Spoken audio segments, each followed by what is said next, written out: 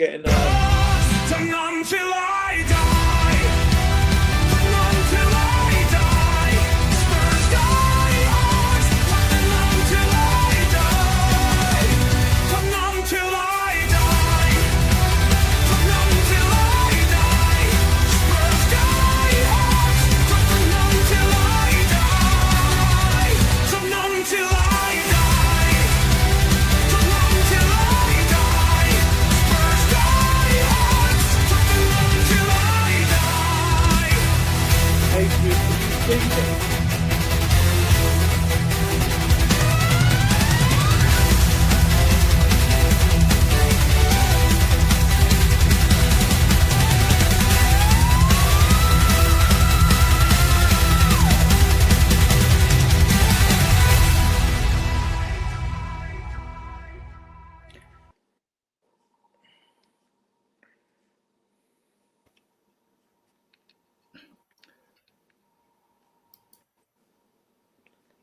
What have we done here?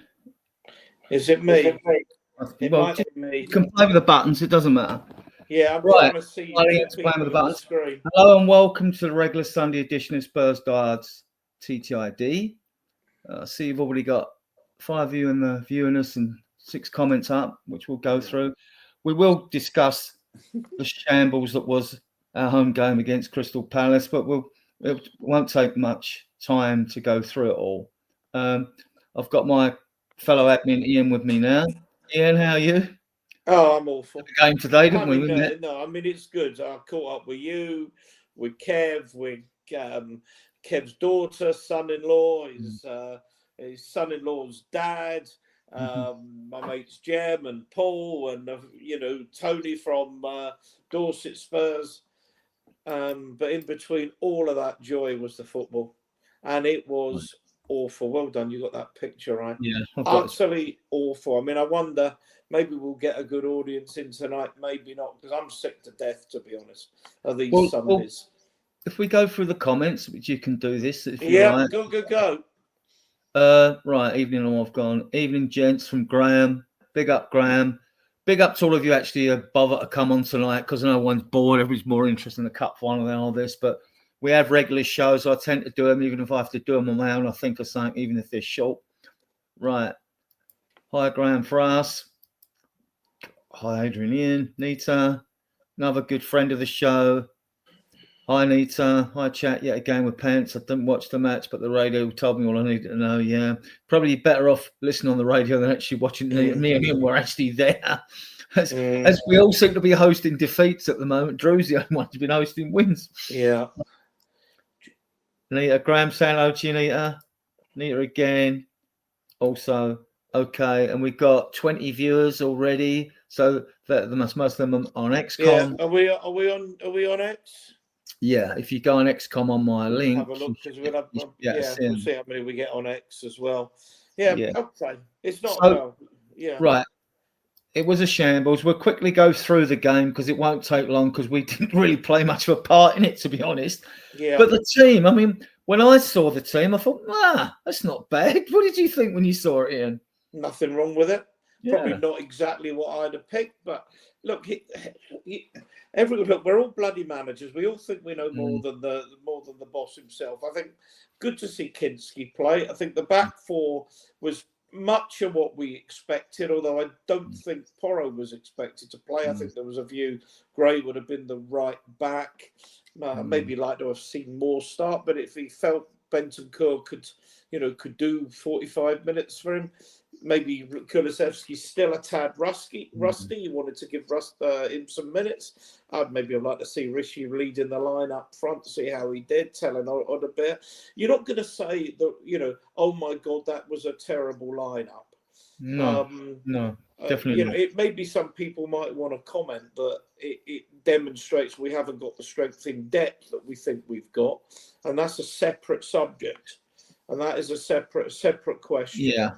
But Crystal Palace have a cup final next Saturday.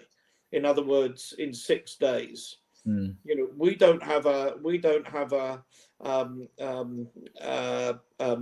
cup final until for 10 days.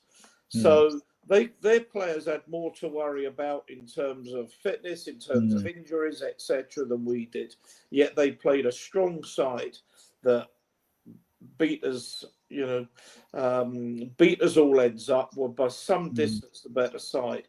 And to be honest, if it had been 5 or 6, it wouldn't have flattered Palace, No, because they had wouldn't. 2 goals ruled out for fairly marginal offsides. Not saying for a minute they were, or one was handball. Not saying they weren't correct decisions, but they had the ball in the net 3 times in the first half.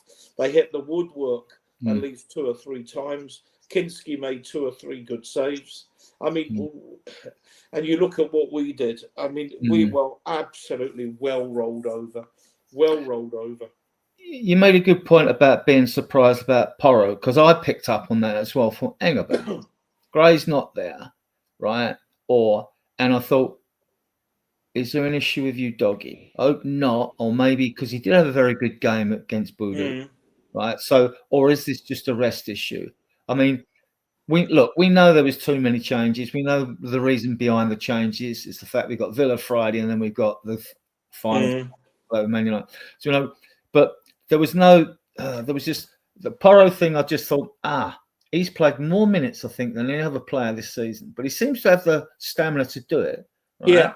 Yeah. And I'm like more leaning to him. He's more of a net game for us than a negative when like he has his games, which is not very good defensively. And we were just completely ragged, but we'll get into that a little bit. So Scotland Gray. I mean, and then I have sympathy with it because it's fine. We know Ian back in the day because we're old dogs, right? That when you blooded a youngster, you put him in with like 10 regulars, or you had 9 regulars, you might blood 2. When you're making, we've seen drastic changes in teams, not just us, even Man City and other teams. When they go abroad, you know where they do it, but it's worked for Man City because they've cleaned up lots of competitions in a single season. But they haven't gone out. They haven't gone out and played at their best, because when they've had their best 11 for the league game when they're wrapping up the league or the Champions League. So, and we see it all the time. Yet managers keep doing it. They keep doing it, because their jobs are at risk, and they keep repeating the same thing, making team international sides when like it's a friendly and they're like 10 subs in a game. I mean, I wouldn't pay to go and watch that, No. Anyway, moving on a bit. This has got to be the strongest subs bench I've ever seen. Yeah. Just one thing before Go on. No, go on. I'll come back to it. So I'll come back to the point. Right. Subs. I mean, Son, Moore, Basuma, VD. Basuma, look, I've been a harsh critic. I mean, he has played well the last couple of games. Yeah. No one played well today though. VDV, Romero, Solanke, Richarlison, Johnson, Vicario. Yeah. So to me, that is a powerful bench, right? But we move on to the game, and I'll quickly run through things because, like, we're not going to debate all these things. We'd be bored to death. No, please. So the point I wanted to make, and I'll make it now in case it gets forgotten. Man United also got beat by a very, very poor West Ham side today. Yeah. So I haven't seen the game, and I don't suppose I'll get back for the day now because I'll be talking to you unless we finish in an hour. And like, we don't know because, look, I haven't watched much of Man United apart from the 3 times we've beaten them, basically. I mean, why would I? And so we don't know if Ruben Amorim made loads of changes as well. It's because, like, they're playing Friday, the same as us at 7:30, and we've got a show after that. For those of you that are watching, we've got 37 viewers. I gather, Adrian, they made 5 to our 9. Oh, right, okay.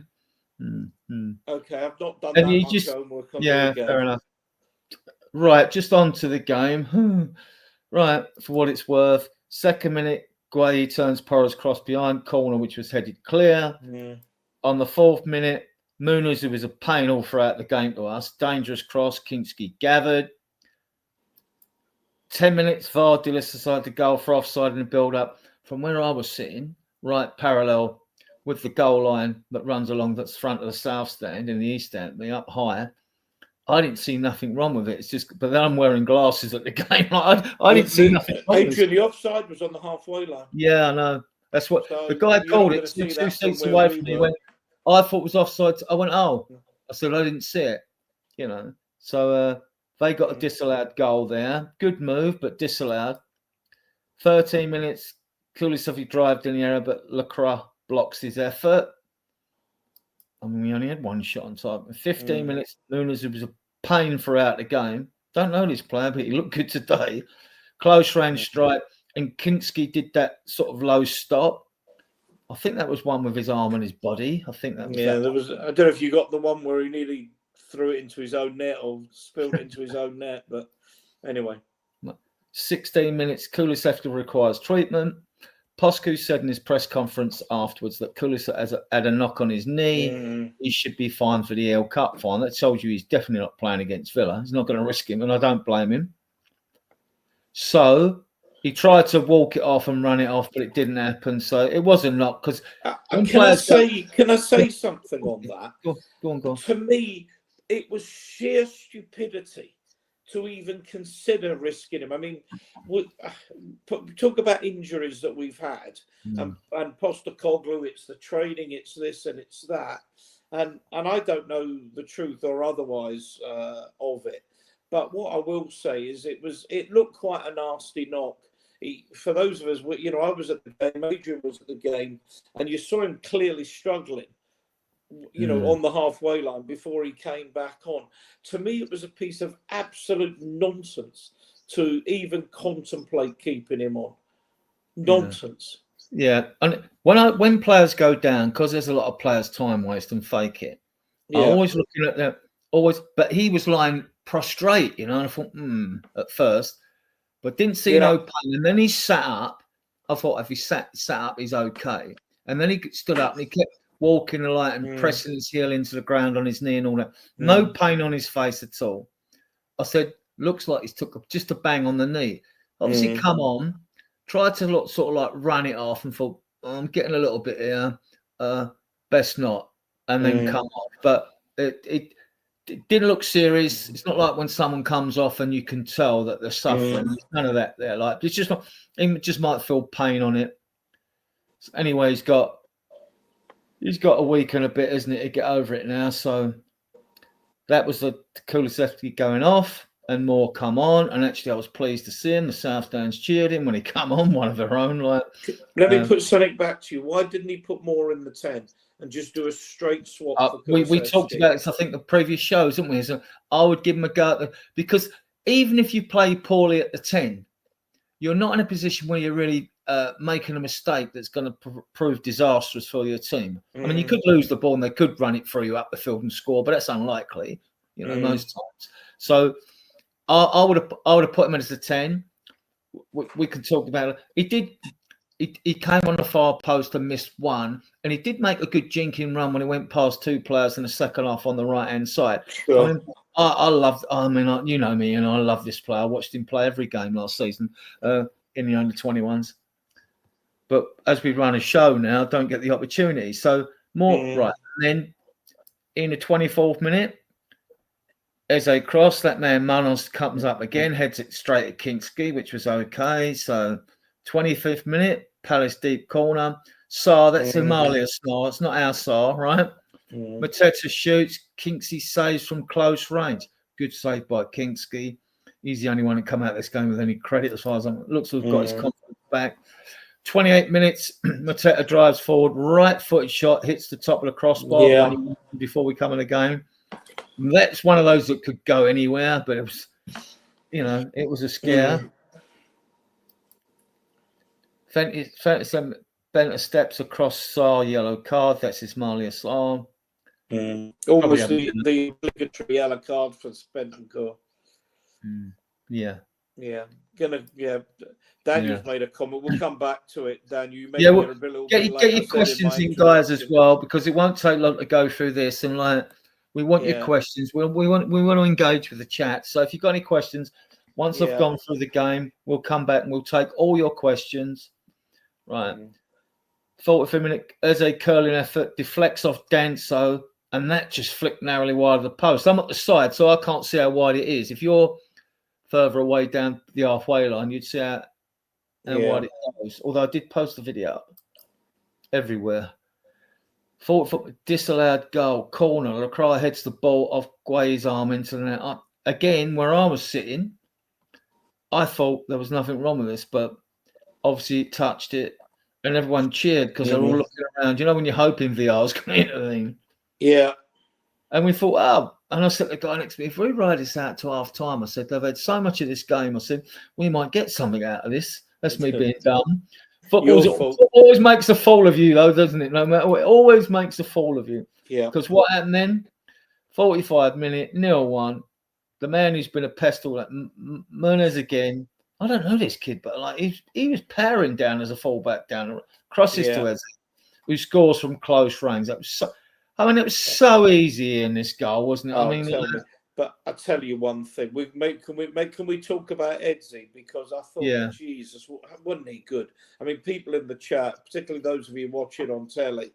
I mean, for you talk about the second goal because that pass with the outside of his right foot and the right. Oh, go on, just because it was a glorious goal. I even clapped it. Sorry to admit. Yeah, anyway, go on. And then after the goal, we know Angie's going to give players probably a half against Villa and no longer the ones that he's going to pick. So anyone that comes off at half time at Villa, you know they're playing Wednesday, right? Basuma off of Bentancur, Basuma off of Bentancur, 48 minutes. Is it just we come out the half time? It's like starting first halves of games when we concede in the first 5 minutes. Now, what is it with concentration? Again, it's Malasar cross. Eze scores. He hit it across. It come through to Eze. There was still a couple of players, but we were so ragged at the back. But there was still a couple of Spurs players. But he picked his spot, Eze, and just sort of like, But this was again, and this is. We will come on to it. This is a typical goal that we've conceded too often. It started with Porro having a shot blocked just in front of us, and within 5 or 6 seconds they were putting the ball into our net. Eze. It wasn't just Edze's scoring it; it was his assist, the ball out to the right wing. I don't know who put it in, making the run. I mean, it was actually a glorious counter-attacking goal. It was a glorious goal, but again, it showed up our weaknesses, our inadequacies, the issue I think that we've got with Ange. You say, hang on a minute, Ian, that's not what you said on the show on Friday night.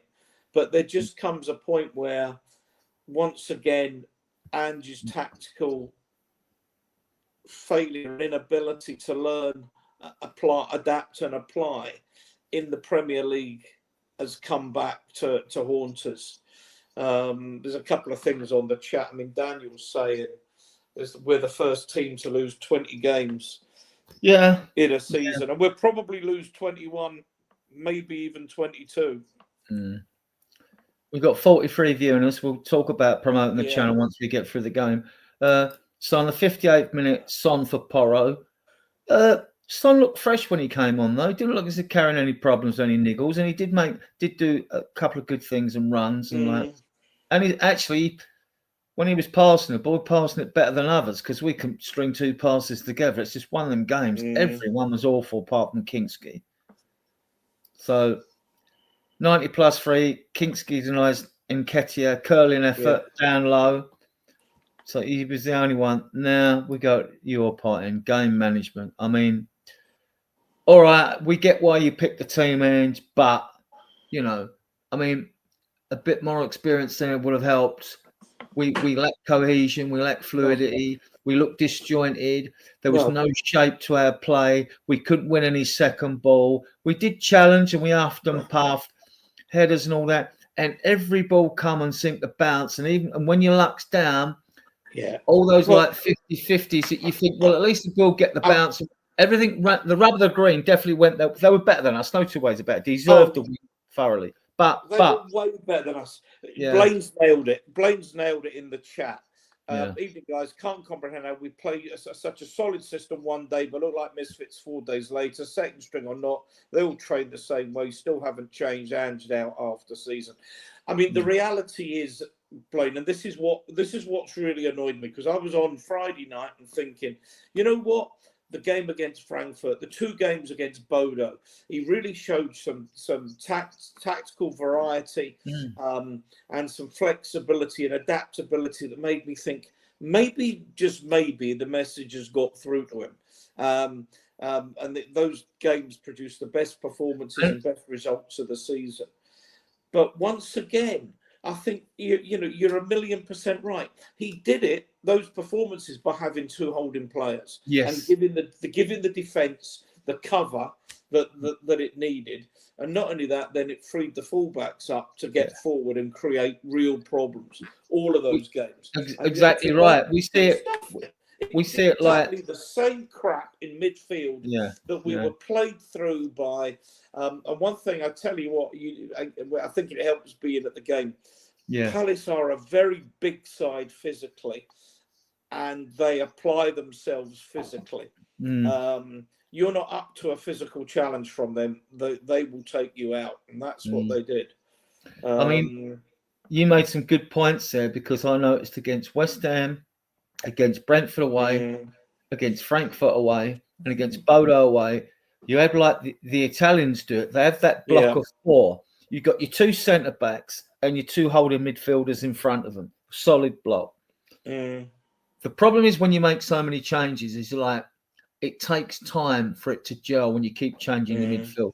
We've only recently seen that either with Maddison, Kulusevski and Bentancur, or Maddison, Kulusevski and Bergvall, or any 3 of those 4, that we start to show a bit of start to work as a cohesive unit. We know the back 4 and 5 can do well. They've just showed it in the 4 games I mentioned, but we still lack that fluidity in the front 3. You know, whatever front 3 we pick, there's just no fluidity. There's no, like, when you used to have it like with pairs like Archibald and Crooks or Toshak and Keegan, that sort of a bit of telepathic understanding, and players knowing where they're going to be. I mean, Maddison's got a bit of an understanding with Sonny and all that. He's the only one, really. He's the only one. But it begs the question, how good are our second string? Blaine, I know you came on slightly late. I made exactly this point. It's why I wanted to highlight it. You know, there's no real excuse for us. There's no real excuse for Ange. When they've got a cup final in 6 days, we've got one in 10 days. They played more first string players, and that goes. But this is why I pulled this up: is that their players applied themselves physically. There's no worry for them about getting an injury and not missing Wembley. They were absolutely at it from the first minute. And I think I don't know if it was Blaine. I think it was Daniel who said that, you know, it could have 6-0 wouldn't have flattered them. And I think I said the same. I think I might have said 5. But either way, to be that badly beaten, that badly outclassed, that badly outfought is really worrying. And every time I'm trying to stay on board with Ange, we have a performance like that, and I say, what is the actual point? Yeah. What is the point? I'll go through the stats. I'm shouting them out. That will show a lot, right? Stats possession. We had 47% to their 53. You wouldn't think. See, to the eye test, this is why I like to do a tone of minute by minute, but normally to give people that enter the game sort of tone of how the game's played. But if there aren't enough incidents, obviously we're not going to bore people to death with every minute by minute thing that happens during the game. Possession 47 to 53. Well, that to me, I thought Palace were better than 53%, to be honest. Shots on target, we had 1 to their 10. Total shots, we had 8 to their 23. Right? Who was at home? And we're at home, right? Block shots 5-7. Yeah, I get that because we're under pressure. Corners, we had 4 to their 8. Yeah, because we didn't do much in the offsides. To clearances, we had 28 to their 16. Interceptions, we had 7 to their 11 because they picked us off. They kept picking off the loose passes. Crosses, we had 14. They had 23 crosses in the game. I mean, passes, it's close, yeah, but they did what Glenn always said. He said, I'd like my teams to get from our goal mouth to the opponent's penalty area in 4 passes. That's what he said. Because we do differ and faff about with the ball.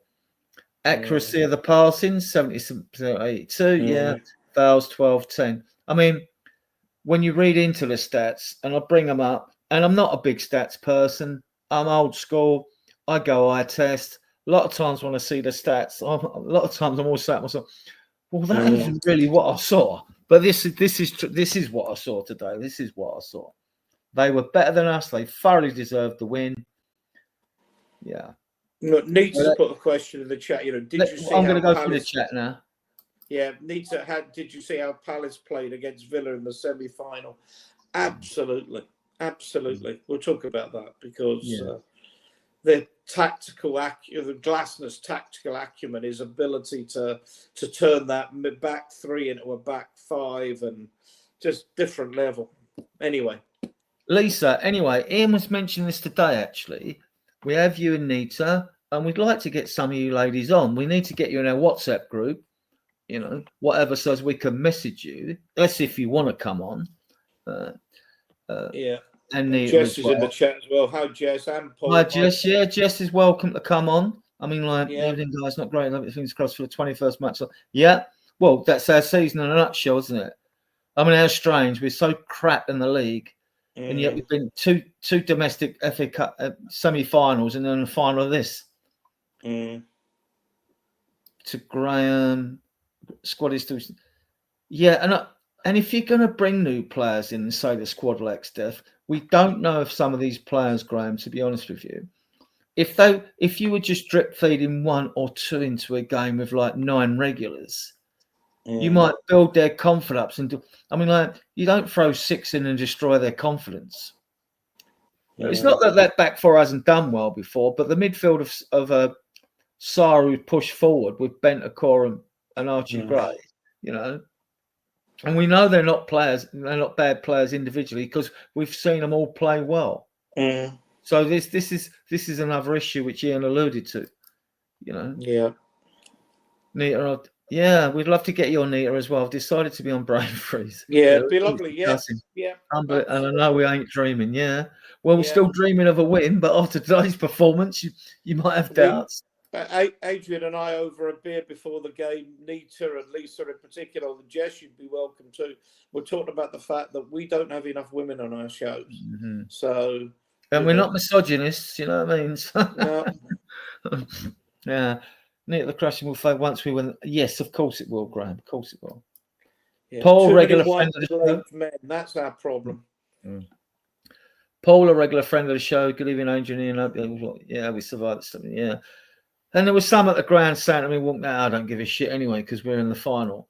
But you still want to, but you can't excuse, I don't care, you can't excuse a performance like that. It was, I think that, I know we blew up at Brighton, other teams were giving goals away, but that today, I think that's got to be our worst performance of the season, I would have thought. Yeah, I think.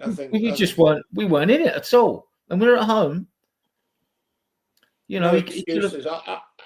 I'm out of excuses, Adrian. Yeah, I am as well. I'm out of excuses for the players, some of the players. I'm out of excuses for Ange.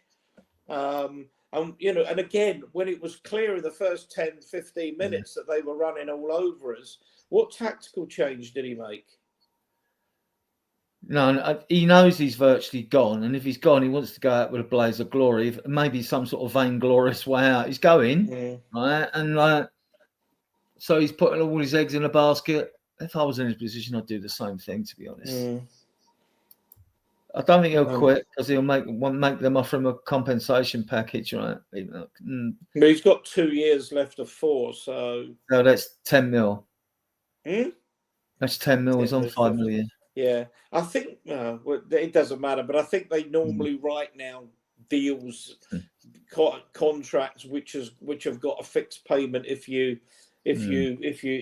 get sacked before the end of the contract. Yeah, gagging clauses and all that. The whole contract up. Well, slightly off topic, me and him have a bit of banter. We're at each other's throats on Jose Predictions League. Well, he'll be pleased to know these 5 games tonight. I didn't get the later games. We were level on points going into the 5 games tonight. I didn't get a point. Not 1 point on them 5. Did I? I don't think I did I? I didn't. Well, you'll still be 3 points in front of me. But I'm going to chase you. You talk to the guests while I have a look. I haven't looked at any of the French or German scores at all. Daniel, I just got told Tottenham, my first team to not be relegated with 20. Yeah, Yeah, Dan, I can believe it. It's like you couldn't make it up, could you? And like West Ham fans would be celebrating, mate. They'll have an open bus parade if they finish above us. I haven't got a point. Oh, hang on. No, I've got Newcastle 2, Chelsea 2, nothing for that. West Ham 2, West Ham 0, nothing for that. Forest 3, Leicester 0. Chairman coming onto the pitch, didn't get that.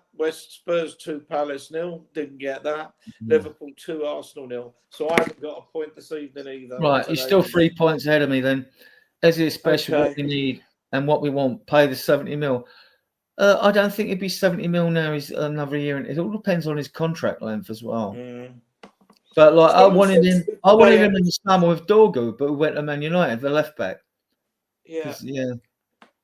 Hi, right. Blaine, evening, guys. I can't comprehend how we can play a solid system one day, but look like misfits 4 days late. Second string or not, they all train the same way. Still haven't changed. And out after the season. Yeah, I get that. Someone said to me before we move on from Edsy that Ange was offered him last summer and turned it down. I don't know that, but I heard that's what I heard today. See, we don't know about what our priorities were at the time. We know he wanted Solanke, so that's probably why we didn't have the money to go for someone like Eze. And Solanke's done all right, 13 goals and 8 assists. He's done okay for his first season. Right, he's not like how many better strikers have we seen since you know what I mean, how many better strikers have we seen? But like, this is the modern game, isn't it? This is the modern game. Crowd the midfield, leave a wide strip of grass down the left or right hand flank, right? So they can't play through the middle. So you play with one striker instead of two. When clubs used to have 4, then they've got 2. You know, so. Daniel, screw tight. I'm more interested in who wins the predictions with rival between Adrian and Ian. On that subject, just on that, Dan. Meanwhile, Jose and Dan. Let's put him on the spot. Dan, who do you want to win, me or Ian? They go further ahead of us. No fence sitting or splinters in a bum ground. Who do you want to win, me or Ian? Remember, your moderatorship could be hanging on this. Graham's had a bad week. Yeah, I think me and him got 11 points each. You must have checked my French results. I haven't even looked. No, Jose told me because I messaged him. Oh, okay. He went, I missed. He was doing his show. He was doing his show with Shane in the morning, and Ellie, and I was up early for the game today, right? Yeah. And so I got up at 7. So I just thought, So I nipped on the show. They said, I said, well, Jose said, I'm smashing it. I got 4 greens and all that. And someone said, well, I got 3 greens, which is 3 points. Some of you viewing us now won't even a clue what we're talking about, but it's 3 points if you get the correct score. One if you get the win or you predict a draw, whatever. So, and it's not the correct score. So Graham's he said, you've got 11 points, the same as Ian. I said, we've got 5 games to go then. But anyway, we'll move on. Yeah. Right. All right, let's talk about football. All right. Also, Adrian, sorry, I was very drunk most of the evening. Nothing wrong with getting drunk. I hope it was a belated celebrations of the win in Voodoo. Right. Did you see how Palace played against Villa? Yeah. I was very. In that game, I mean, Palace grew into that game. They not like us. They was all over us today, right? But they absorbed the Villa pressure because everybody fancied Villa to go through. They grew into the game, and then they just picked them off. Yeah. So they can do that as well. So they're not. The biggest fear for Palace is people will come in for Eze. They'll come in for Gueye. Tyrick Mitchell might go. Who else? Wharton is the other big one. Yeah, this Muniz, he looks good. The fullback. They all look good. And they're physical. Blaine again. I find it interesting talking point on the likes of Moore, Spence, Gray. Do you think they don't care? No, because no, they care because they're young. I mean, Moore and Spence. Spence was poor today. I mean, I know everyone's poor. I'm not dipping him out, but he was poor. Gray had a few good touches here and there, but like We didn't get a grip. Yeah, and they played. What got me? They played 3-4-3, right? Mm. And we got two inexperienced guys virtually an inexperienced midfield against them, right? Yeah, It called for something different. yeah. If you lose in a midfield battle, you try and fix it, you know? Well, that's the point, isn't it? Mm. Isn't this the whole point? And I'm asking you and the people in the chat, and I'm making my Big up, Paul. my own observation. This is the worst of Ange. You can see something's not working. They're overrunning us in midfield, physically and numerically. You make a tweak, you make a change. Even if you actually take a player off and put somebody else in, or you get someone to drop deeper. I mean, when they were under pressure against, Nita made the point about that cup semi-final. You know, when they didn't have the ball, they had five at the back. They were an orthodox 3 central defenders and two wing backs. You know, with Mitchell, and I can't remember who the right wing back was. Doesn't matter. And their midfield team was very close to the line, so there was nowhere for the likes of Watkins and what have you to play between or through. You know, to be honest with you, I thought that Glasner had Emery on toast in that cup semi-final, and I don't see any indication that Ange is prepared to make the kind of tactical tweaks in the middle of the game when something isn't working that's going to make him successful. And I don't want to say this, Right. I just don't. But I cannot see. Are you having a beer? You could talk, and I'll go and get myself a whiskey, and I'll feel better. I've got some questions for you later, but because we're nearly through the game, I mean, talk about get yourself a drink. I mean, people in the chat, if you've got a view on it, because as I've said, you know, I live in Glasgow. I'm a big Ange fan, but I just don't see how he can succeed in a 38-game season. He might win the odd cup. I think he was past the tipping point before the injured players come back. And in the modern game, not like back in the day when a player might take 5 or 6 games in a 42 league game to get back onto form. That was easier then because the game was slower. Now, to the modern game, it's so fast that to get back, it's not how good you are on the training field. You need that speed of thought between your ears. Otherwise, you're going to make bad decisions. And that takes a bit of time to get into. Now, I don't know how long it takes. But if it took 5 or 6, it's going to take the same. I mean, So, right. Daniel says, Palace midfield, Walton and Lerman used, to be honest, the only one who should get in our midfield is Walton. Full stop. That should have been. It's unacceptable. What we fans have been served up this season. Yeah, totally agree. Walton didn't play today, did he? If he didn't, he's just mentioned. Dan's just mentioned the fact that. I like Hughes, by the way. I liked him at Derby, and it's taken a while. Not saying he should be in our team. He should be better than our midfield players. He was today. But you're absolutely right. The only player in there of theirs should get the midfield should get in their team is Walton. Anyone? Right. We'll come to this. Graham saying hello. Yes. Paul is saying you absolutely agree, Graham. Jess is saying, Graham, hope you're well. Nita is saying thanks. That must be for something earlier. Probably all people being nicey to each other. Jess, I'm okay as you. Yeah. And a bit of loving in the chat. Hey, Nita, hope you're well. This reminds me a bit of the Waltons. Remember the old series on the telly? When at the end of the show, they go, good night, Jim Bob. Good night. By the time everyone said good night, it was time to get up. You know what I mean?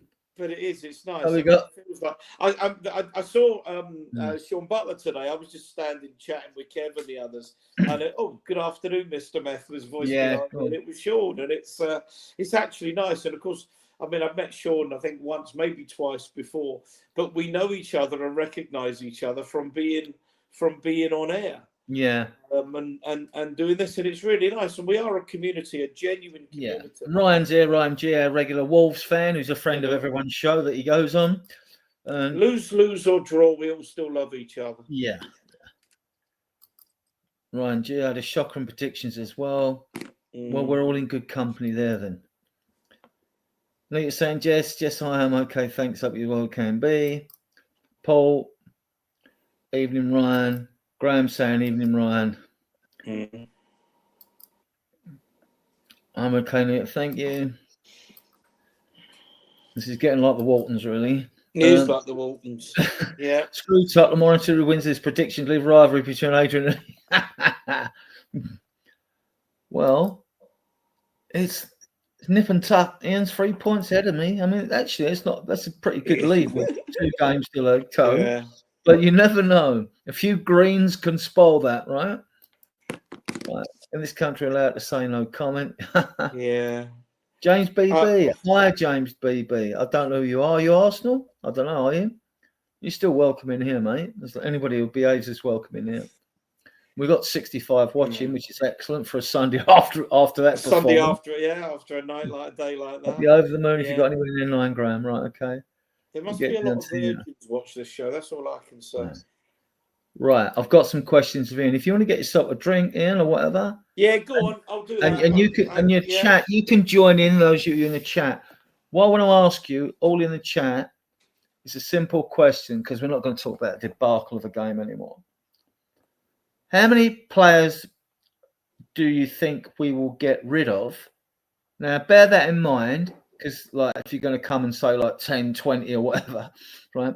Bear in mind, like, be practical and realistic like I am and balanced about it like I am, because like what I want to know from you, how many players do you think we will get in with loans and how many players do you actually think we'll get rid of? Now we have, and like in what positions? If you know names, bring the names up if they're realistic names. You know, we're not going to go and get Mbappe, you know what I mean, or Nico Williams.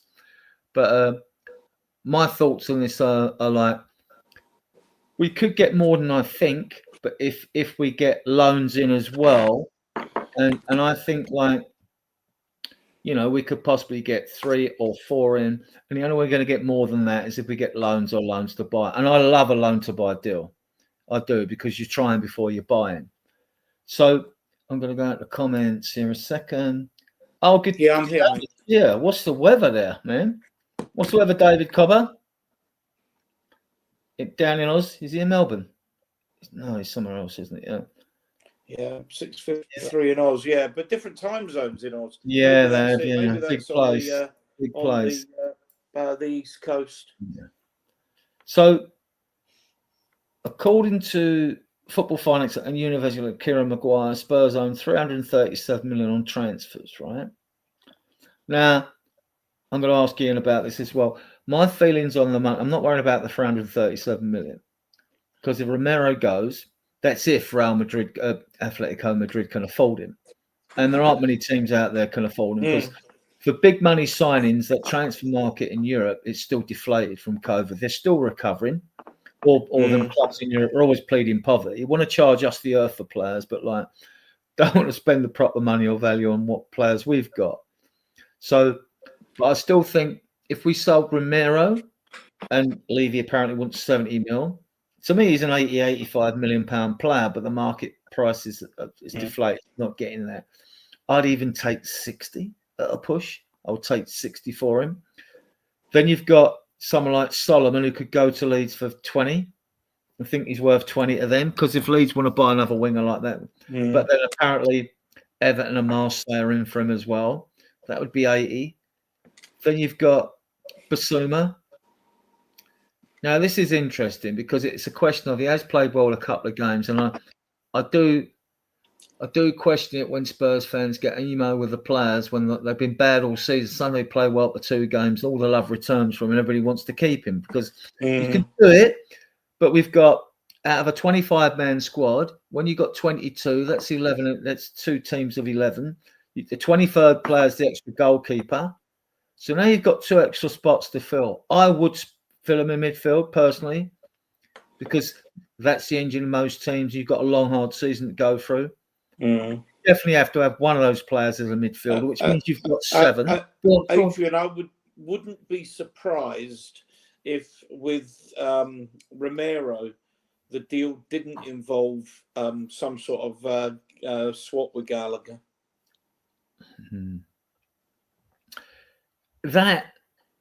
See, this is the other thing. Because everything at the club is as transparent as mud. Gallagher would be an option if Ange's staying because he likes the player. Well, I'm not sure. You know, we don't know. I mean, I know word from the club is nothing's going to be decided about anything until after the final. So once we win it, extra 90 mil for the Champions League, whatever happens, 8 games, extra money for TV, advertising, blah blah. So we win it, and then Levy's the luckiest sod under the sun for getting this competition in, because lose it, and that protest is just going to grow and grow. It will just grow exponentially, and right away it will, and the pressure will build, because then I still think we'll have enough money to go in the transfer market, but it just limits the players that will come to you, like that, because you wouldn't have European football. So you wouldn't have Europa League, you wouldn't have Champions League, and then, but that still wouldn't actually spoil the market, guys. And let me know in the chat, because you can. I think we're getting Johnny Cardoso because it's just a no-brainer at 21 mil. I'd like Fratesi, who scored. I mean, again, sorry, but I read he decided he didn't want to come to Tottenham. Well, I mean, none of us know, but yeah, that's true. Option on him, but an option's only any good if the player wants to come. And I read he's not interested in coming to Tottenham. Yeah, that's a good point, Dan. Yeah, couldn't agree with you more. And this club owes us. This chairman owes us. You know. Yeah. So in the chat, I want you to answer this as well. Being realistic and looking at previous transfer windows, how many players do you think will get in, and how many players? I mean, you might want to get rid of loads. I mean, let me put a squad up. Actually, I think that's about us. I think. But there's quite a few comments in the chat. Right, go through them if I've missed them. Go through them. Yeah, I mean, let's pick your own out. I'll ignore one comment, but that's from Blaine. Out Romero, Davis, Bissouma, Gill, Son, maybe Rishi, then fringe players like Whiteman. Yeah, I mean, I'd probably keep Davis, but I'd want him put him into my coaching. So. Well, they are keeping him, aren't they? I mean, we know that. Yeah, they're keeping him for another year.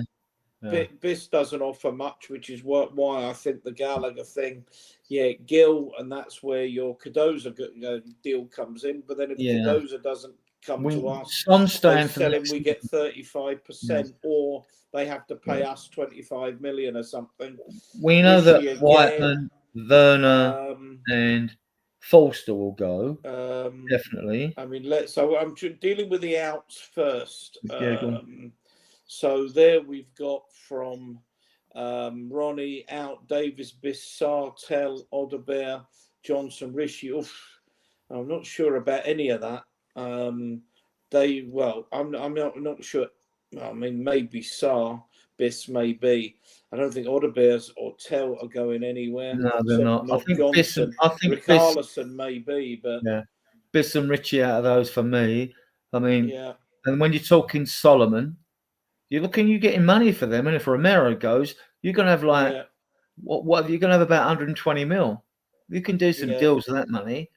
You could do loans. I mean, I like Morimo. He takes a nice corner. I know he took the corner for the goal against the Boodoo, right?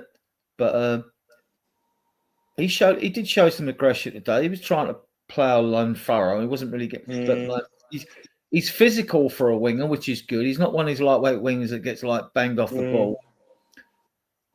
I'd take him on a loan rather than buy him. I'd give him a loan, because that would free up money. And then, if you look to free up money with loans, because I would bring him, I'd be bringing Donnelly into the squad straight away, right? And Vaskovic. There you go. Yeah. There you go. Someone's had a bet. I think someone's had a bet on. Yeah. Where is it? There you go, Daniel. There you go. Yeah, I've been waiting to bring that up, Adrian. Yeah, I mean, Dan, because there's that 30 mil buyout clause for Delap, I don't think we're spending 60 million or 62 million on Acuna and buying them out. We might, but if we do, or we do go in for a player like that, then we're going to spend less elsewhere, or we're looking for loans. And I think we need a left back. You could today. Tyrick Mitchell's down to the last year of his contract. We're not getting Robertson for Fulham because that's 60 million buy, isn't he? So. I would like David Hensko. It's actually Henko at Feyenoord because he can play left centre back and left back. And the thing is, Ian, do you think actually if we sold Romero, we would use that money to help our transfers in other positions? Because if you've got Davies, VDV, Dragerson, and Danso, 4, then you've got the 3 kids, Phillips, Dorrington, Vuskovic. And I think a lot of it depends. I mean, I think if you lose someone like Romero's experience. Is Danso good enough to replace him? And then do we have enough? Is Phillips ready? Is Dorrington ready? I think don't know Danso. how good Vuskovic is going to be. There's just a comment there. Danso's a warrior, isn't he? I mean, he would actually make a vice captain. I think Danso's got a vice captain, but then you've got to consider but he's not Romero class. Let me finish the point, because it was something we discussed. Me, Jem, and Paul Kramer discussed over lunch. Was Romero? His performance on Thursday night in Bodo was imperious. Yeah. That was the Romero that won a World Cup. All of a sudden, there's a trophy there, and suddenly he performs at a completely different level to the level he normally plays at for us. And I tell you, I would take 70 million for him. I would take Gallagher and 20 million, or Gallagher and 25 million, have him out the door. He's exactly the kind of poisonous player I don't want in my club.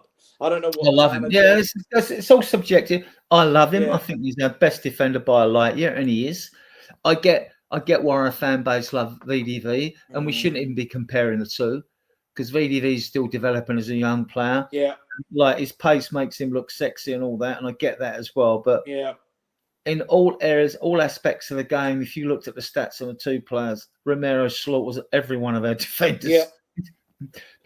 But if it's a question of we can get that money, and if you've got that money and you think, okay, we're not so good progressive, we haven't got. Danso might be able to progress the ball. We don't know. Dragerson might. He's quick, good in the air. Got sent off though, didn't he, against Karabag, and his positional play was a bit. I don't think Dragerson to me plays in a 3 and in a lower block. I couldn't understand Dragerson playing. It's a bit like Amorim playing Maguire in his 3 and a high line. There's no way in the world now, to play. You can't. Because as you have alluded to, if Angie's going, we don't know what system we're going to be playing. No. I'm not a fan of the back 5. The reason for me, that 3-4-3 that Palace played, I like the 4-2-3-1. I just like, I've always banged on about games on one lost in midfield. When you play the 5 at the back, if your 2 midfielders basically aren't holding midfielders, you're asking for trouble in a lot of games, because there's times when you see wing backs are pushed back in games and they can't get forward and get their game going.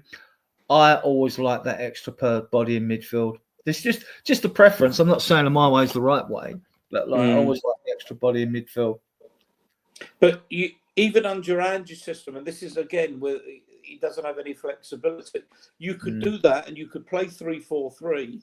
And you could play, for example, obviously 3 centre halves, your double pivot, and then your wing backs. You wouldn't have to necessarily be your wing backs, but you could play Porro and Udogie in your wide positions, slightly further forward. Then with your Johnsons and your Sars or your Rodebert and your Tells or whatever up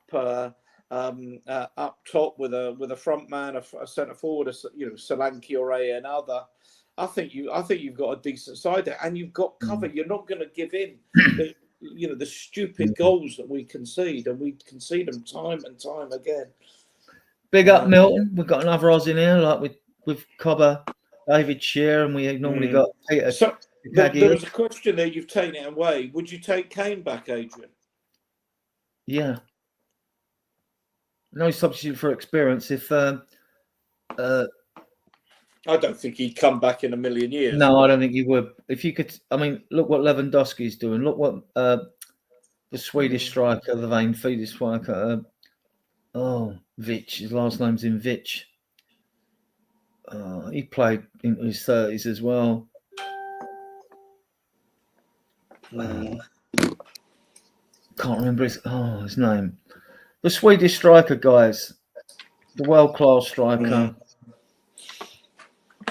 Not Abramovich. What's his? Yeah, I don't think there's any indication Nita we're going to sell Porro, is there? No. With the Porro thing, one, he loves it at the club, and you see his passion in interviews as well. Two, the links with Man City. Well, he was with Man City's under 21s or whatever it was. He was there, and he never got a chance to shine, and he left. I remember him being interviewed, and it was before this season, last season. Oh, Man City are interested in you, and he went, "What, on FIFA?" He was quite blunt, right? He loves it at the club. Yeah, I think he's the sort of striker we could take him, or no one's gone in for Jonathan David yet. They're all umming and ahhing.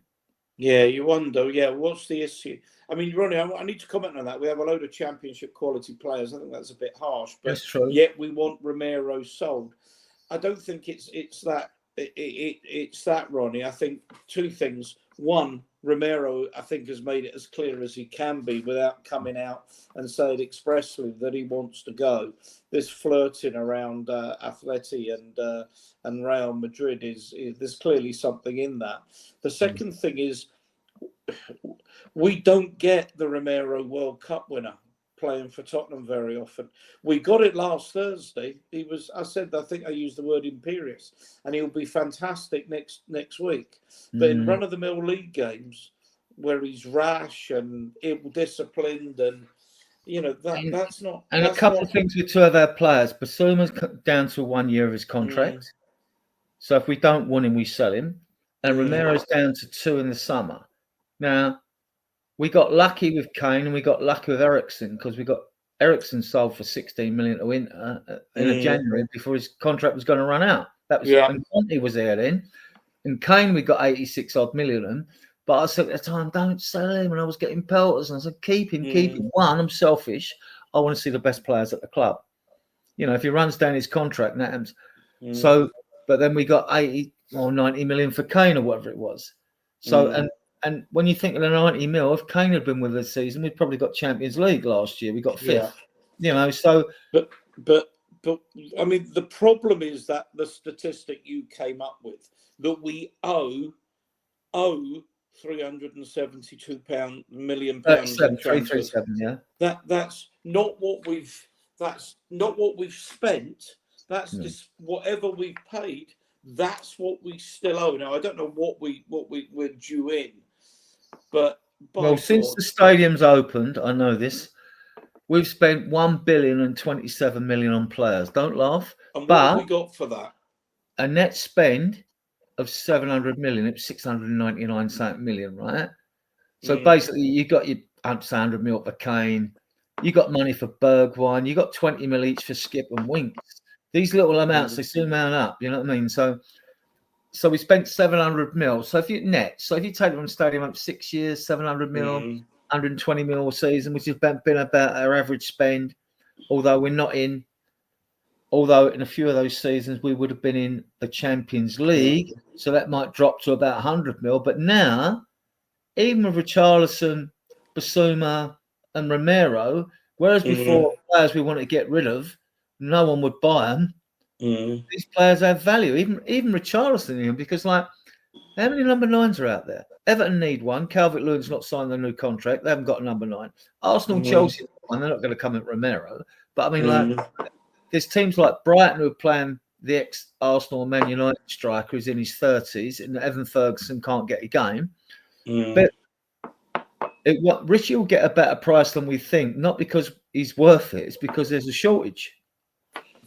And Yeah. Basuma's a good footballer in a different team. I mean, like, you're going to get 20 mil for Basuma.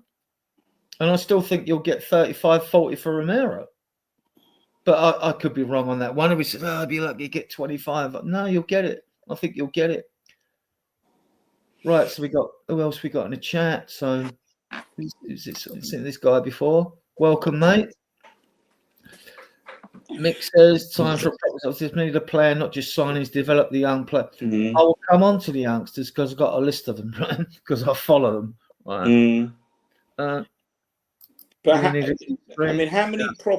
going back that comment, you just take it off, but how many resets do we need? I mean, it's a reset every 18 months at Tottenham. We need oven-ready players brought in, right? So the only proven oven-ready players are ones in the Premier League, but they come at a premium. Mm. Whoever we come in, they come at a premium. So Dilat would be, I think it would be he'd be worth the risk at 30 mil. He would, even at 35, 40. Mm. I mean, Man City get a chunk of the sell on. They could even go back and sell him on for more than what he went out for. I mean, this is why I think even with Cardoso, you might not want to come. No. But if we win UEFA League, you want to come because it's Champions League football. Plus, if we're contracted, we can have him. I don't know what happens if he refuses him. You've been employed before. What's your views, Adrian, on Paratici coming back? And I mean, reading this morning's press, the Roberto De Zerbi is the manager he wants to. Yeah. I'm not sure about that. I mean, I think if Ange is going, my first choice would be. De Zerbi's at Marseille at the moment, isn't he? He's at Marseille. He was with Brighton. He was at Brighton. He's at Marseille. Well, hang on. My first choice would be Xavi, and I think he's yours as well. Choice, yeah. But I'm still impressed with of all particularly the managers working in the English game at the moment. Glasner is the one that impresses me the most consistently. Yeah. Well, he did win the UEFA Cup with Frankfurt, didn't he? Absolutely. He only had to beat Rangers, though. That's my team in Scotland, Ian, by the way, from a kid. No particular reason, nothing religious, nothing like that. I just picked them because at the time when Celtic were the first team to win the European Cup in '67, right? Mm. I mean, Paratici. Well, for those that think it's a done deal, they're in good talks. Looks like he is actually coming, but there's nothing signed yet. And as the club said, the word out from the club is we are doing nothing until our fate has been decided in the Europa League, which has got a lot of fans frustrated, like Johnny Ham and others like that, because what's our transfer policy? What's our manager policy? You know, if we don't know what we're doing.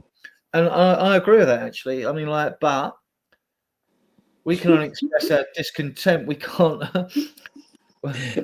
Evening, Ben. Yeah. I think it was on one of the social media sites. I saw you recorded something into your phone. I haven't watched it. I'm so depressed after that. But I mean, that was fucking dreadful. It's actually a compliment to how well we played today. It's actually a compliment. It was worse than that. But anyway, sorry. They should write a book about our run in the Europa League. It could be like not like a Ronald Reuel Tolkien who wrote Lord of the Rings. But like, I don't know, Bilbo Baggins rather than Bilbo Baggins as the protagonist. Yeah. That was true, Ben. True. Right. Let's come down here. Ronnie. Did we have this up? Yeah. Yeah, true. I want to keep him. And what's to say? Look, I mean, it's always money with Levy. I mean, if Atletico Madrid, they haven't got the money straight away. They spent all that money on João Felix, 100-odd million that time. They haven't got the money to pay the money that he's worth. They want to renegotiate a lower fee. Well, one thing I will support Levy on, you ain't taking the piss, right? So, like, that is not happening. So they can't afford 65, 70 mil. He's going to have to honor his contract. I don't see PSG coming in for him. I don't see Bayern coming in. They'd probably take someone like Jonathan Tah who's on a free virtually. I'd snap him up tomorrow, Jonathan Tah. I'd take any three from Leverkusen, Tapsoba or Hincapi, Piero Hincapi, 24, left-footed as well, can play at left back. But yeah, there's some bargains out there to be had though. I mean, if you get Cardoso, you're spending 21 mil. It's a no-brainer. Bring him in. If he's crap, you can still, or don't work, you can still sell him for 25, 30. He's played that well. He bossed the midfield against Real Madrid early in the season. I mean, Zlatan, that was the guy I was thinking of, Milton. Thank you. Zlatan Ibrahimovic, yeah. Don't want to alarm you. Rumours Arsenal in for Gorokis of about 60 odd million. They need a striker. If they get him in, they could well win that title next year. Yeah. Jem said, this is again my pals have both been on the show over lunch, said who's gonna win the league next year, and Jem said Arsenal, and Paul says, well, Jem said, what odds were you given? Paul says 3-1. So Jem instantly gave Paul a tenner. So that's for the. He's taken a £10 bet of 3-1 with Paul that Arsenal will win the league next year. So there you go. Well, I had a tenner before the Eintracht game on Spurs to win the Europa League at 9-2. Just a fun bet, a tenner. So I might win 45 quid or I might lose a tenner. It's already gone. Yeah. Right, down for a few more of these. If you win Europa, send Tell back and try and steal Kuna from signing from Man United. Yeah. Well, I think Kuna, it would depend if whether Spurs or Man United are in the Champions League next year and they're winning the stroke. Ryan, let's carry on. Big up, Ryan. If we win the final, mate, you finally got another English joining. We beat in the European final. Yeah, 1972. Sorry, Wolves. Sorry, Ryan. Yeah. Sorry, Ryan. We beat you in the 1921 FA Cup final as well, 1-0, with a goal by Jimmy Dillon early in the second half, I think. Don't ask me why I remember all this stuff, right? But I like to because it keeps the brain agile at my age, right? So, improves my mental alacrity. Need 150 million, right? Okay. Should get a player like, yeah. I mean, these Swedish players, they seem to. You get countries they go for an era where they produce these players. Like you got that central midfielder plays for him, scored that wonder goal on the 20 odd yards out in the Euros. Yeah, right. See, when I was asking you in the chat about how many players we're going to get in, I'm also trying to blend that myself with the pathway for the youngsters. I'll bring the youngsters up I like, and I'll go through them in case you're not familiar with them, right? It's how many of them are ready. Anyway, go on. You got Mikey Moore. I mean, like you see him last year, like this season against AZ Alkmaar, that 20-minute spell on the left wing looked absolutely brilliant. Jamie Donnelly was smashing it at Orient with Josh Keeley. He got Player of the Season or the Championship, and he was converted from a number 9 from Northern Ireland when he come over by Wayne Burnett with the under-21s into a number 10. And he has got a killer defence splitting forward pass on him. Vaskovic, go on in if you're going to say something. What's happened to Scarlett? I know you're going through. He scored in that European game. Yeah. You were talking about, and then we haven't seen him since. Someone said to me he had a knock. And I haven't seen him on the bench either. Was he on the bench against Boodoo? I can't remember. I don't believe so. No, he might have got a knock in training or something. And I see him play as a 17-year-old. And he's only 20 now. And every time he don't get a game, he got loaned out at Ipswich, didn't get any game time because they got promoted. Went to Oxford, he got about 4 in 20. Oh, there you go. Sorry, Blaine. I'm trying to bring that up. Right, okay. What have I done? Oh, God, what have I done? No, I've gone and messed up. Well, you'll find it. Just click down the banners and click down the comments. Yeah, no, I've made... There's 2, actually. Milton Nobrega says Scarlett had surgery and more detail. Right, fair enough. Thanks for that, because normally I'm up to speed with this, and I haven't seen this. Yeah, right? Thanks for that, boys. Yeah, thank you. Vaskovic, he's got something like 6 goals in 20 odd appearances for Westerlo, whereas with Alfie Devine, who lost a year of his development at Portsmouth or Plymouth when he was there with Ashley Phillips, and they changed their managers throughout the season. And yeah, so Vaskovic, though, he looks a baller. We paid about 12 million for him as a 16-year-old. And he came to Magic Split and he went out of Poland in that league, smashed it in that league. He's gone to Westerlo, he smashed it there. We couldn't bring him into the squad in January because he wasn't 18 until February, late February. He has to go on the pre-season with Donnelly and Moore, in my opinion. That's just my taste. Devine, he's not the quickest Vaskovic, but like he's one of his generational talents, so he reads the game so well. I mean, John Terry wasn't quick, was he? You know. Then you get Ashley Phillips at Stoke relegation. Had good reports in different ports. Dorrington scored a goal at, is it Aberdeen or Edinburgh he went to, and they won a game 4-1 and he scored the first goal or something. He's at Aberdeen, Dorrington. They got beat 4-0. I don't know if he played. They got beat 4-0 at Ibrox today. Oh, did they recently? Right, yeah. I'm So going back. A Rangers supporter, you, are you? Yeah, I'm sorry. I'll find out. I'm just going to Okay, yeah. Right. Then you got he has been playing. Yang Min Hooks at QPR. They like him now. I think he should go out on another loan. He's young. I think Dorrington plays left side centre back. Phillips right. Phillips 6'4". Dorrington's about the same. Vaskovic's about the same. These kids must have been stuck in grow bags by their parents, like. Now Abbott. Now he's interested, and not many fans will have heard of George Abbott. He was captain of the under-18s, progressed to the under-21s, was captain of the under-21s, plays in midfield, defensive midfielder, central midfielder, can even slot into the back four. He's been at Notts County this season. I think he's got a few goals, maybe 4, 5 or 6. And he's absolutely smashed it there, right? He's smashed it. Lancashire, who got 23 goals for the under-21s last year on their all-conquering run, winning both trophies, over 30 with cup competitions. But that he's at West Brom, and he hasn't had much of a look in there. Scarlett, I liked him when I saw him as a 7-year-old. I thought this kid's. I mean, look, these guys. I mean, like they're not all going to. I'm not going to get excited and think they're all going to play for the first team. That's not going to happen. But if some of us sold and they provide money to bring in players, that's what's going to happen.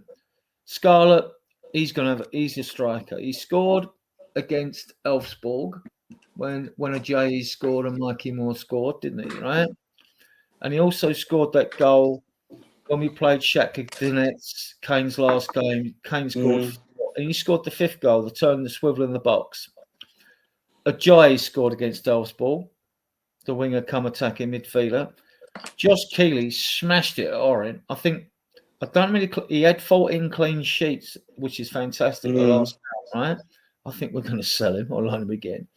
Gunter's out of Wednesday. Well, I like this goalkeeper, but he's conceded so many goals at Wolves. Matthew Craig's at Mansfield Town. Haven't heard much about him. I think he might be sold just for a few $100,000, but it mounts up. Tyrus Hall. This kid's exciting. He's a ball carrier. He carries the ball forward like Gascoigne does, and slips the ball through and all that. But I've seen him play well, and with players like that, I've seen him like not being able to get into games. Callum Alusasi, another attacking midfielder, who's exciting to watch. I don't know if these guys are going to make it.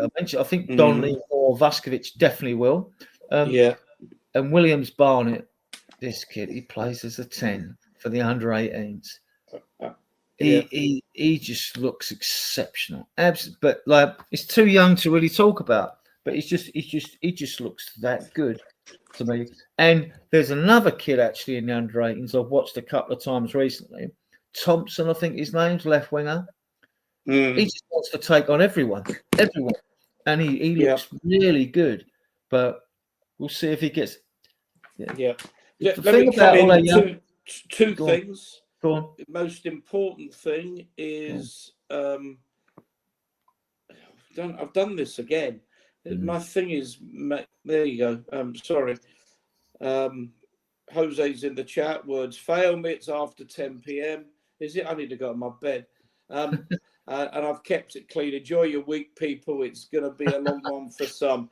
You've missed some good banter. And I don't think Adrian or I scored a point today with the English results. Not a single point. So apparently I'm still ahead. But there's a couple of people following our banter with some interest, Jose. But I don't get down to that many games, and to come down and see a performance as bad as that, Jose, that we've spoken about. Out of interest, Dorrington was not involved at all for Aberdeen, and they have been very, very frugal at the back since he got into the side, and he wasn't involved today. And Rangers, who can barely score in a brothel, got 4 against them today. So I've got some questions for him, but before we move on, we had 77 of you viewing us, which is good after a debacle like today, which is excellent. You can find, we have a Facebook page with about 14,500 members, but I mean, there's about 3,500 are active in that, which I started 6 years ago. With a Facebook group, we have a page which has got approaching 300 members. These videos go out on, that's why we have the page. On Twitter, I've got an account which has got 3,200 members. They are all Spurs fans because I only accept Spurs fans, well, unless they're faking it and telling me they're Spurs fans. But so videos go out there. That's why we have the Twitter account as well. And obviously, you can find us on YouTube as well. And we just like to say, guys, if you like the content, like it says in the ribbon below, smash the like button, leave a comment, and subscribe to the channel because it really helps the algorithm. We'll be a year old, I don't know, at the beginning of June or the end of the June. And we're doing okay. We've got over 1,000 members and like we want to grow and we want to keep, we enjoy doing what we're doing. Me and Ian and Drew, Zilla and Tom, we thoroughly enjoy what we're doing. It gives us a chance to have our say on all aspects of the club. So just if you enjoy us, go over to YouTube, subscribe to the channel. It really helps. Right. So what's your thinking on the transfer window, Ian? How many do you think we'll get in? I genuinely don't know. I mean, if what Daniel says is right, that we need to sell to buy, you look at the numbers with what we owe, and you look at it's not just about profit and sustainability rules. A lot of it is about the sense of how much debt you want to take on, and of course the stadium's fantastic, but there is a lot of debt.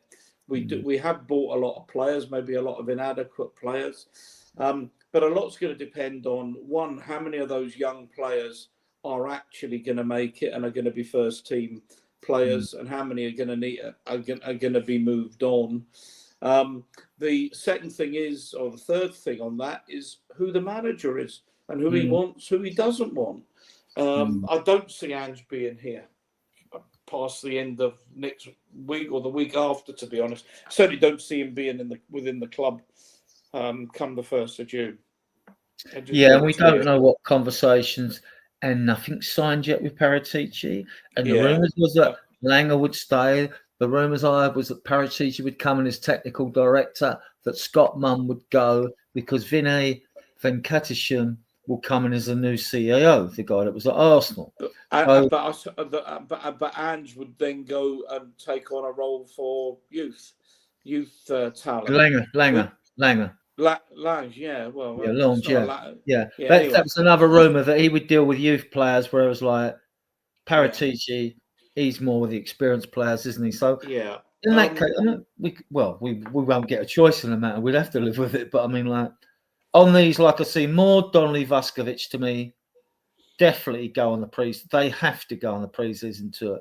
Now, when Lancashire comes back from his, and they might take more. I mean, we've got 2 games arranged already, and we've got the game against Arsenal and the game against Newcastle. One's in Singapore and one's in South Korea.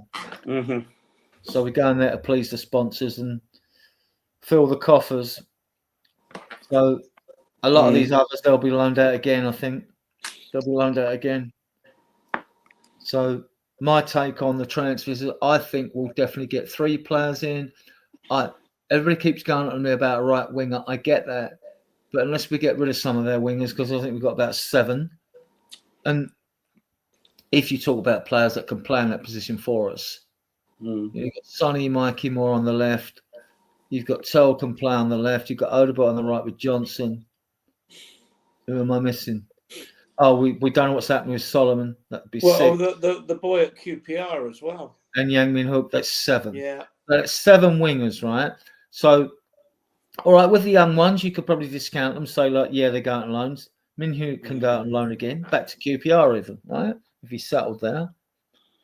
And then, like, Lancashire, I'd like to see him go on the tour with more Donnelly and Vuskovic. They might take a few more. The others... I mean, with these games, I'd like to have seen Ajayi play, and more playing a little bit more. Play them at Aston Villa.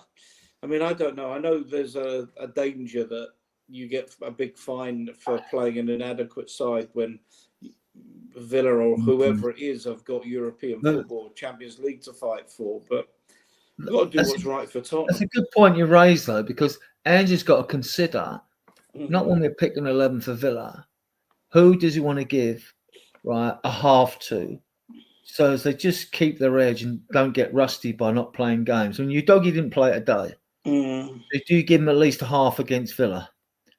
Or if you think, unless you're wrapping them up and Cotton Wall, but sometimes players need to be playing and just can't turn it on just like that. And like Son needs to play against Villa, at least to get a half. He looked fresh when he came on. He did look fresh. He didn't look like there's anything wrong with him. Yeah, he looked okay, didn't he?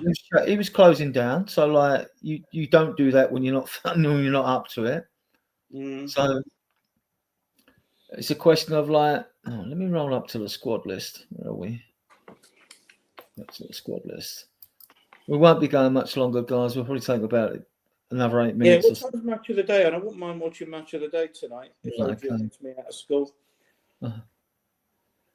I'll give you, actually, I'll give you, and I took these off a transfer market. When we bring you facts here, guys, we've always sourced them. We don't make them up, right? No, we don't. This you wouldn't think on the eye test this season. Son's got 11 goals, 12 assists. Solanke's got 15, and this is off a transfer market, right? 15 goals, 8 assists. So obviously he's got a few in Europe. Johnson's 17 goals and 7 assists. I'm not sure about that 7 assists being right. Kulu 10, 11 assists. Madison 12, 11 assists. Sarr 6 goals, 3 assists. And he does pop up with important goals, Son. Porro 3 goals, 9 assists. Wasn't that a lovely goal he deliberately scored against Budo? And actually, Kulu gets an assist for that because he passed the ball to him. You couldn't make it up, could you? When he's like crossed it, but it went in the net. Right. Cootie 5 goals, 2 assists. I'm struggling with the 5 goals there, though. But I got him off the transfer market, so. And I was going to the squad, wasn't I? Where was I? Scroll down. You might find it somewhere down here. The squad that I've probably. This is the squad as I see it. I mean, I see Austin signed that contract was back up his homegrown. This is another thing. The homegrown issue is still with us. Whiteman will go, right? Kinski wasn't in the Euro squad, was he? Because we needed to find room for Danso, Tell, and Dragerson. Yeah. Who came out of Danso came into the squad, didn't he? But someone came back from injury and was put into the squad. Who was that now? Well, the only 3 we added were Danso. Well, did we left Forster out to put? Didn't we leave Forster out to put Kinsley into the European squad? Out. We left anyway. Yeah. We just went because we got Vicari and Austin and Whiteman as well. Yeah. So I think Richie's on his way out. And, like I said, Basuma is on his way out. Did I put Basuma in this list? I don't think I did.